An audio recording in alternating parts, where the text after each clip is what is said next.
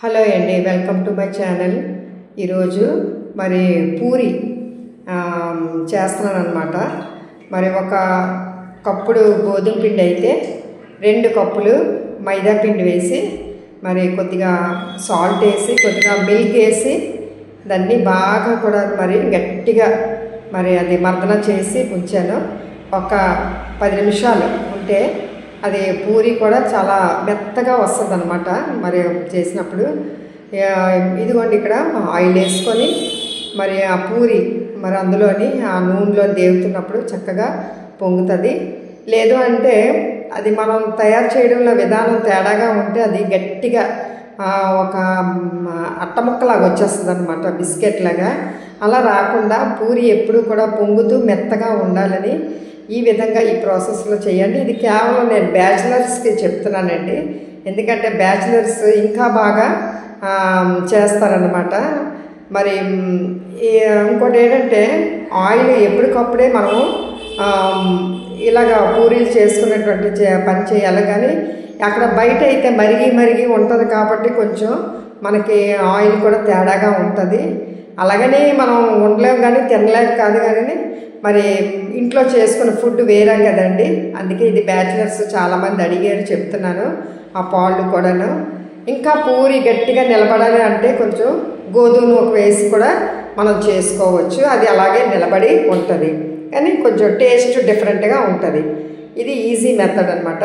అలాగే దాంతోనే టమాటా చట్నీ చేస్తాను అనమాట. అసలు యాక్చువల్గా బంగాళదుంప ఈ శనగపిండి వేసిన కూర చెయ్యాల పూరితో చాలా బాగుంటుందండి, క్యారెట్ ఇవన్నీ వేసి. కానీ వీళ్ళు ఏంటంటే టమాటా చట్నీ అడిగారనమాట. అందుకే టమాటాలను, ఎండుమిరపకాయలను, మరి కొద్దిగా చిన్న చింతపండు అనమాట, అవన్నీ కూడా బాగా బాయిల్ చేసి అది చల్లగా అయిన తర్వాత దాన్ని మిక్సీ పట్టాను. అలాగే మరి ఉల్లిపాయలు, పచ్చిమిరపకాయలు అవన్నీ కూడా కట్ చేసి పెట్టుకొని దాంతోనే ఒక కూరలాగా అనమాట, కూర వండినట్టుగా మరి పోపు సామాను కూడా ముందుగా వేసి కూర వండి ఇవన్నీ చేశానండి. చాలా ఈజీ మెథడ్. దాంట్లో కొద్దిగా మరి ఇంగువ వేసాను అనమాట. దాంట్లోని మరి పచ్చిమిరపకాయలు ఎంత కొంచెం ఎక్కువగా ఉంటే ఆ కారం కూడా బాగుంటుంది. చాలామంది పచ్చిమిరపకాయలు తినలేని వాళ్ళు ఏం చేస్తారంటే మరి కారం వేసేస్తారనమాట, కారం మసాలా పొడి అది వేసేస్తారు. కాబట్టి ఇది తయారు చేయడం విధానంలోనే మనం చక్కగా చేసుకుంటే మనం ఇంట్లోనే బయట 2 పూరీలు 3 పూరీల కన్నా ఎక్కువ తినలేము, కానీ ఇంట్లోనే ఒక 6-7 తినచ్చండి. ప్రస్తుతానికి నేను 8 పూరీలు చేశాను అనమాట. చూసారు కదా ఎంత మెత్తగా ఎంత బాగున్నాయో. కాబట్టి మీరు కూడా ఇది కేవలం నేను బ్యాచిలర్స్కు మాత్రమే చెప్తున్నానండి, ఎందుకంటే ఒక్కొక్క ఇంట్లోని ఉద్యోగాల మీద పిల్లలు వెళ్ళిపోయి 6-7 మంది ఒకే గదిలో ఉంటున్నారట. వాళ్ళ కోసం నేను ప్రత్యేకంగా ఈ వీడియో చేస్తున్నాను. మరి పిల్లలు ట్రై చేయండి మీరు కూడాను. పిల్లలు అంటే పిల్లలు కాదండి, పెద్దోళ్ళే, వాళ్ళు కొంచెం యవనస్తులు అలాగున్నారు. ఒకళ్ళేమో గిన్నెలు తోముతారట, ఒకళ్ళేమో ఇల్లు తుడుచుతారట, ఒకళ్ళేమో వంట చేస్తారట, ఒకళ్ళేమో బజార్కి వెళ్ళి అన్నీ కూడా ఐటమ్స్ తెస్తారట. అలా చక్కగా పంచుకొని ఒకే రూమ్లోని కలిసి వస్తుంది కదండి. మరి అంతే సర్దులు కదా, 10-15 వేలు ఇల్లులో అన్ని ఫెసిలిటీస్ ఉంటాయట. కాబట్టి మరి వాళ్ళకి నేను ప్రత్యేకంగా మరి ఈ వంట చెప్తున్నాను. అలాగే ఒక్కొక్కటి చిన్న వంటలు నేను ఈ వీడియో ద్వారా చూపిస్తున్నానండి. ఎందుకంటే పేరెంట్స్ పాపం వాళ్ళన్నీ కూడా తయారు చేసి కాల్ దగ్గర తెచ్చిపెట్టి అన్ని సదుపాయం చేసిన వాళ్ళకి ఈరోజు మరి ఉద్యోగాల మీద మరి బెంగళూరు అని, హైదరాబాద్ అని వెళ్ళిపోతున్నారు. మరి వాళ్ళు ఎలాగా మరి డబ్బుల కోసమే కదా వెళ్తున్నారు, అంత చదువులు చదువుకొని. కాబట్టి ఇలాగ వంటల దగ్గర మెయిన్ మనం మిగిల్చుకోవాలి. ఇప్పుడు ఏదైనా ఫంక్షన్లు పార్టీలు అవి ఉన్నాయనుకోండి, అవి తప్పదు. కానీ ప్రతిరోజు మనం తినవలసినవి కొంచెం మరి అవన్నీ కూడా మనం ఈ విధంగా మరి చేసుకుంటే ఇంట్లోని మరి చక్కగా ఉంటుంది. ఎందుకంటే వంట చేసేవాళ్ళు చక్కగా వాళ్ళకి ఉన్న ఇంట్రెస్ట్ బట్టి వంట చేయగలరు. అందరూ చేయలేరండి, ఎవరి పని వాళ్ళు పంచుకొని ఎవరికి సులువో.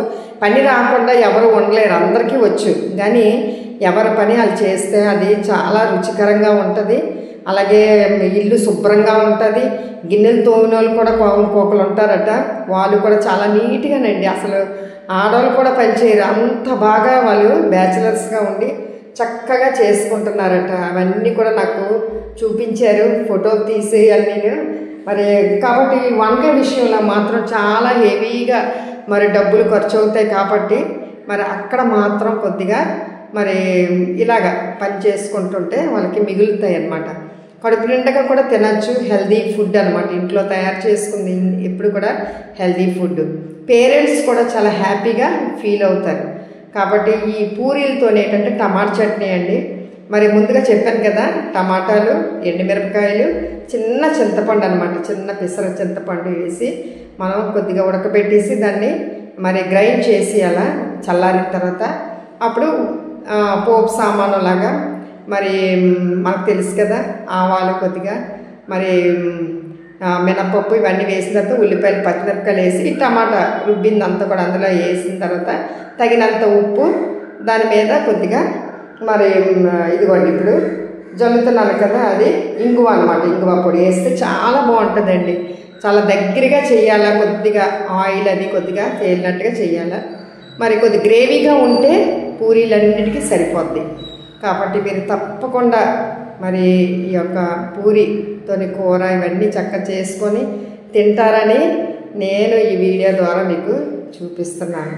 తప్పకుండా ట్రై చేయండి. ఇంకా ఎన్నెన్నో వంటలు నాకు అడుగుతున్నారు, సులువైన పద్ధతులు అనమాట. ఇవన్నీ సులువైనవేనండి. మనకి కారం అనేది రోడ్డు మీద కొనకుండా ఇంట్లోని పేరెంట్స్ తయారు చేసి ఇస్తారు కదా, ఆ కారం మనం తీసుకొని వెళ్తే అప్పుడు చాలా రుచిగా ఉంటాయి వంటలు. మనం రోడ్డు మీద కారాలు మనం తిన్నాం అనుకోండి, అవి కొంచెం తేడాగా ఉంటాయి. ఎందుకంటే పచ్చి కారం ఎక్కువగా ఉంటుంది అందులోని. ఇందులో ఏంటంటే మనం అన్ని కొలతలు అన్నీ వేసి చేస్తాం కాబట్టి బాగుంటుంది. థ్యాంక్ యూ అండి, థ్యాంక్ యూ వెరీ మచ్.